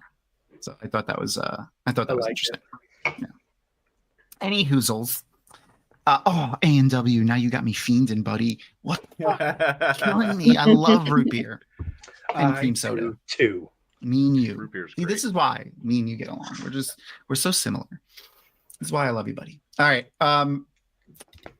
Here we go. So one of the games that we played, and I really enjoy it because I like seeing first thing that pops into people's minds, is just rapid fire. I'm going to say something that's Star Wars related, and it'll either be a word, just a random word from Star Wars, or it'll be like a this or that type thing. And I've done one before, but I want to do it with Josh because I'm just curious to see what he says. But so I'll start this one we'll start it with Josh. And Crystal, if you have anything, feel free to just tag me out and say whatever you want. So starting with Josh, and we'll go back and forth. Josh, Pardon me. You have to keep one. Midi-chlorians or Jar Jar Binks? Oh, he's thinking so hard. Does the other one have to be thrown away? Yes. Then I'll go with midi-chlorians. Okay. I don't have the Jar Jar hate though. Me either. I don't have the Jar Jar hate. Good. I'm glad to hear that. See, it is a little bit of like a vibe test. That's a poser. Yeah. That's a poser right there. Yeah. I love Jar Jar, and Ahmed Best was fantastic. All right, Crystal, if you have something queued up, go ahead. All right, so this one's for reverse. Would you rather trust Saw Gerrera to protect you or rely on Luthen's secret network? Ooh, Luthen. Why? Okay. I just want to know why. Because I feel like Luthen is more likely to have thought it all the way through. Saw is a huffer who kind of swings from the hip a little too often. So that's fair. Both are equally likely to shoot me at the end of it. So yeah, accidentally. Touche. Yeah, exactly. Okay, so Josh. Luthen, he's saying, there you go. Is not. That's okay, that's fair. I mean, some would argue that to do Luthen's job, you can't really be sane, but that's. I mean, at the very least, he's a psychopath. I think. Yeah, that's something. Yeah. That's, I guess. That's a panel for another time. Sorry, my brain is the Adderall is wearing off. No. Sweet. Wow, and all right, Crystal, you go again because I just closed my window with. I have so many windows open. So this one's for Josh. Would you rather be recruited by Mon Mothma or given a mission by Bail Organa? Recruited by Mon Mothma. Okay. I like Bail, but I think Mon Mothma is going to have a more steady foundation to operate from. Okay. Also, it helps that her planet didn't get blown up. little bit. Okay. Yeah. Vale would have to be a Force ghost giving you a mission. Is Bail Organa Force sensitive? I could see it. Isn't it new canon that everyone is Force sensitive to some degree? Kind of, but not really. Yeah. I hope they don't dive into that too much. I mean, once you came up with midichlorians, you kind of pretty much were stuck with the idea that everyone is Force sensitive to some degree. I mean, technically, everyone's part of the Force. Everyone's part of the living Force. Yeah. Everyone's part of the living Force. Sorry. Whispers to people. All right, reverse. Hmm. You... No context. Would you rather a Porg or an Ewok? Ooh.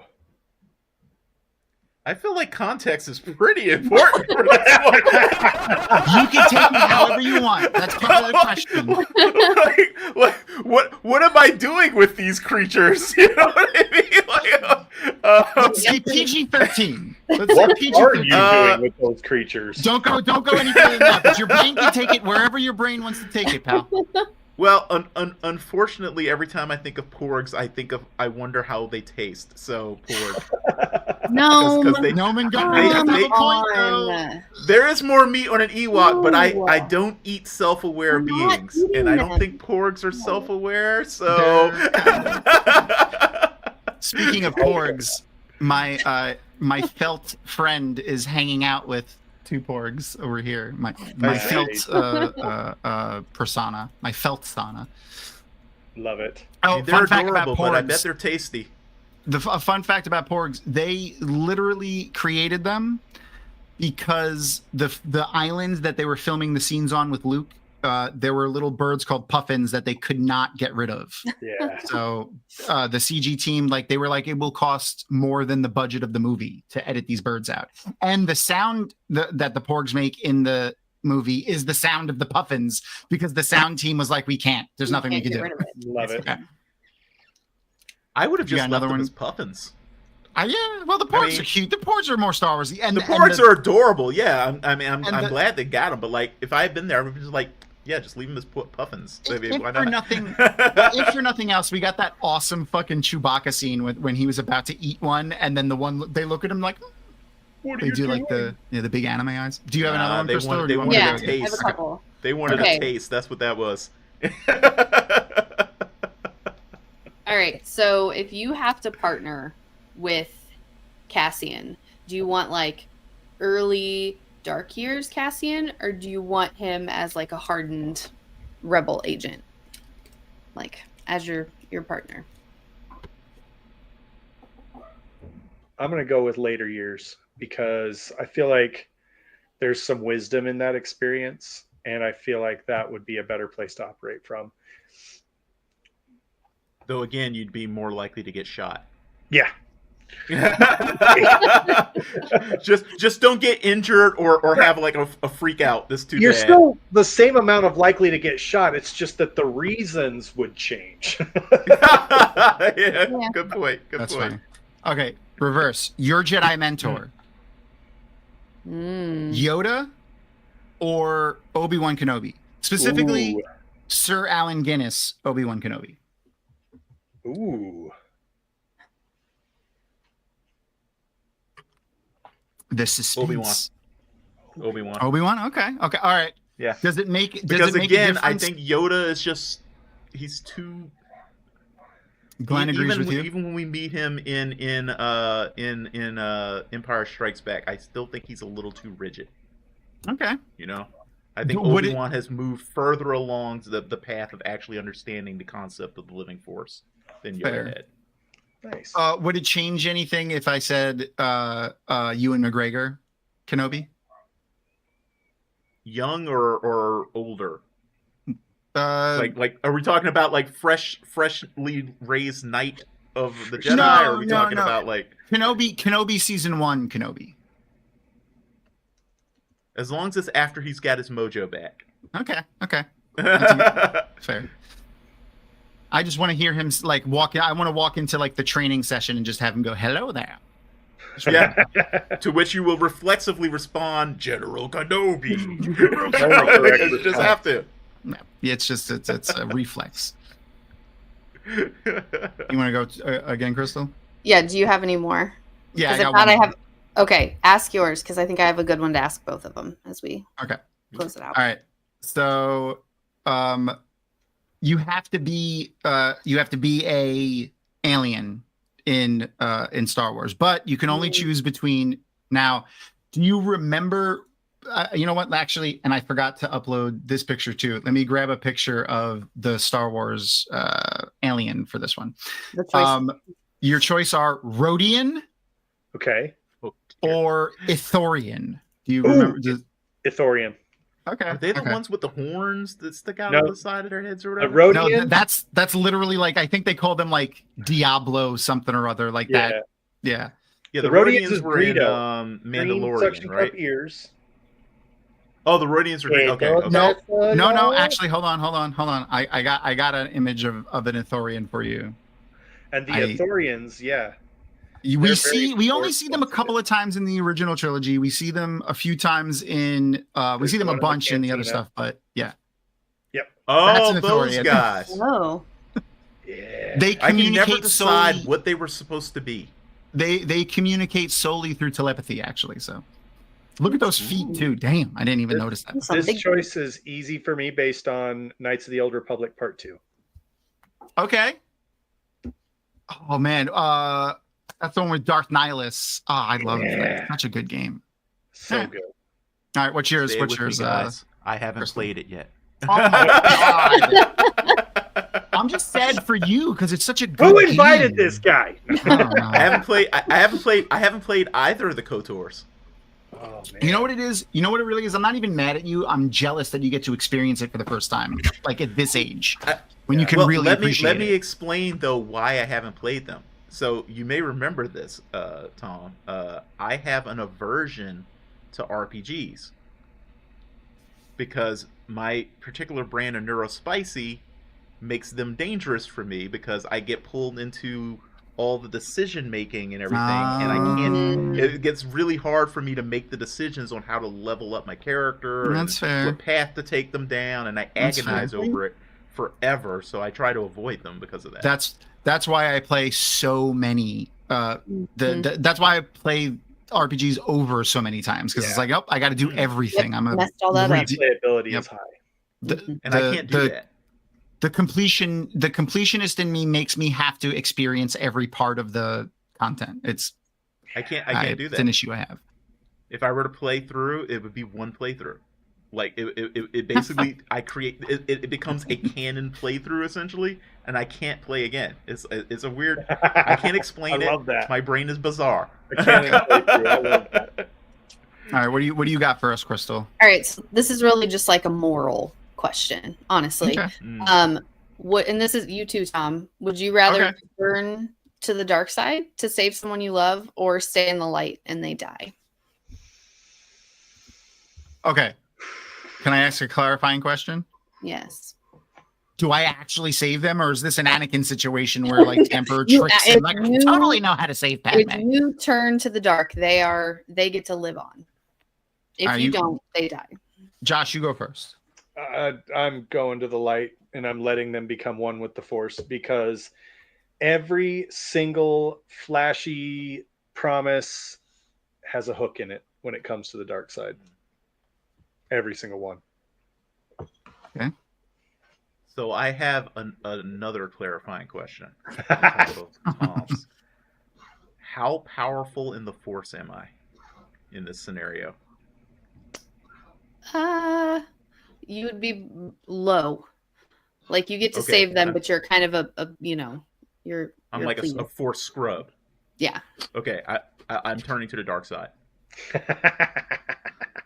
No, because the damage I can do is very small. So that's how I look at it. So Hey, all right. yeah. I made the decision pretty much immediately, but totally turning to the dark side. So and this, it brings up an interesting point in my head immediately. I think we've talked about it before, or I've said it before. So Josh, between let's say Perrin and Rand, who do you think you align with more? Rand. exactly what I would have thought. So Rand, and I said this before, so like Rand is the only one who out of the three, because it was like a question in the beginning, like which one's the dragon, and in my personal opinion, I think it was kind of like a chance which one it would have ended up being, like before they were born, like not when they were already alive. And Rand's soul, the way he chooses to do things is he would make the tough decisions. He would make the decision to save the world and sacrifice someone, where Perrin would let the world burn to save Fael, and Matt would do the same. So, and I always see that, and it's always something that I see in like, you're the Dragon Reborn, like that's who you are, like that's the person, and I am not. I know that about me already. It's one of the things I know about me. I will save you. It's true. I would. I absolutely would. I told Erin. So I saw an article in like a medical magazine once that there's like a new. They called it a surgery, but it's more of like a treatment that you do that could help fix asthma if you have really bad asthma. Ooh. And I was like, Erin, you got to get this before the apocalypse happens, or before like we descend into chaos. Yeah. Because I don't want to have to murder somebody for smoking around you and activating your asthma, but I will. Like I will kill them. But like, you don't want to have that on you. I don't want to have to do that. So can you please maybe consider getting this thing done? But when we looked into it, it's like you have to breathe in like basically chemical steam.